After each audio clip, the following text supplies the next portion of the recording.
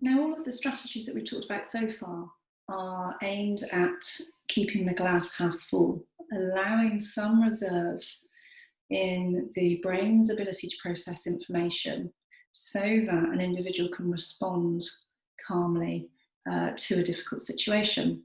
Now, what happens if that hasn't worked and it's already too late and irritability has shown up? Well, in those situations, it really is important to have had that conversation beforehand about how we're going to manage this if this happens.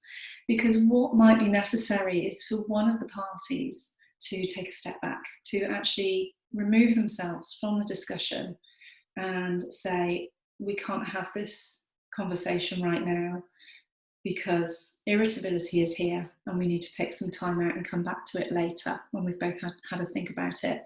And it is perfectly okay to walk away if you feel that a conversation is becoming disrupted by the presence of irritability. As long as you come back to it later and don't try and forget about it, then that's a perfectly good strategy, and sometimes that's necessary.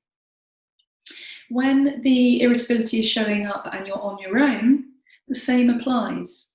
If the strategies that we've talked about so far aren't working and you're finding yourself getting increasingly internally frustrated and irritable with yourself because of a task that you're trying to do, then it is far more productive to step away, take a break, just as you would if you were becoming fatigued.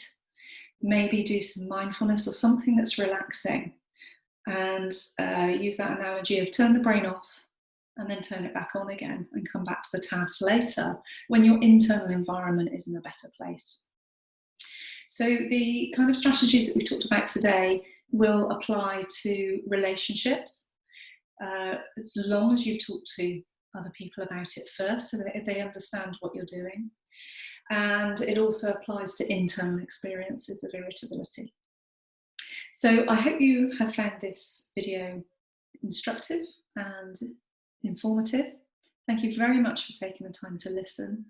And I hope that you can take this forward, share it with people that are important to you, and develop some strategies of your own that can help in the management of irritability. And above all, please remember, this is not your fault. This is a symptom of brain injury and it requires management and support like any other.